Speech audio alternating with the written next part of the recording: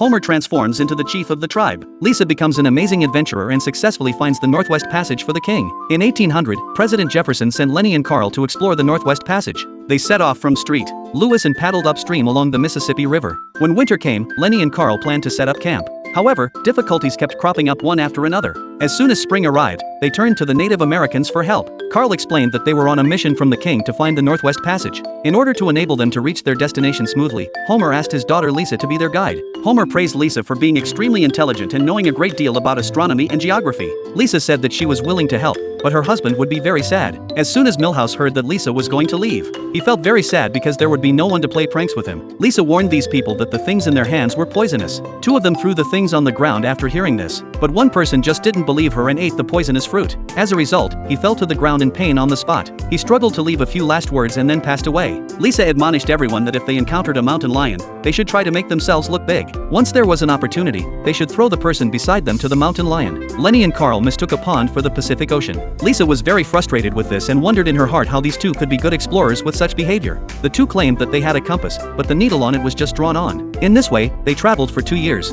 One day, they suddenly came across a group of indigenous people who surrounded them. When Lenny and the others saw that the situation was not good, they took out their guns. The other side was also not to be outdone and set up their bows and arrows. It turned out that everyone was acquainted. At this time, Milhouse said, "Isn't this my brother-in-law? I haven't seen you since I killed all your buffalo. Do you think my scalp looks good? Don't hold back and hit me harder." Lisa and her group reached the Mississippi River, but Carl thought they had arrived at Niagara Falls. When Lisa heard Carl's words, she was speechless again and wondered in her heart how Carl could be an explorer when he couldn't even read a map. Lenny and Carl were still mocking Lisa for not having modern equipment. Lisa said angrily that they were still alive only because of her, and their so-called modern equipment was of no use at all. Not to mention that the compass was just a drawing. In a fit of anger, Lisa stopped caring about them and let them finish the rest of the journey on their own, and then left angrily. Lisa sat there complaining that the two were ungrateful. She had done so much for them, but they still insulted her. Unexpectedly, there was a mountain lion under the place where Lisa was sitting. Just then, Lenny and Carl arrived in time. They put on a tough act and scared the mountain lion away. Lisa thus escaped from danger. Lisa thanked the two of them. Carl said that they would definitely not forget Lisa's help.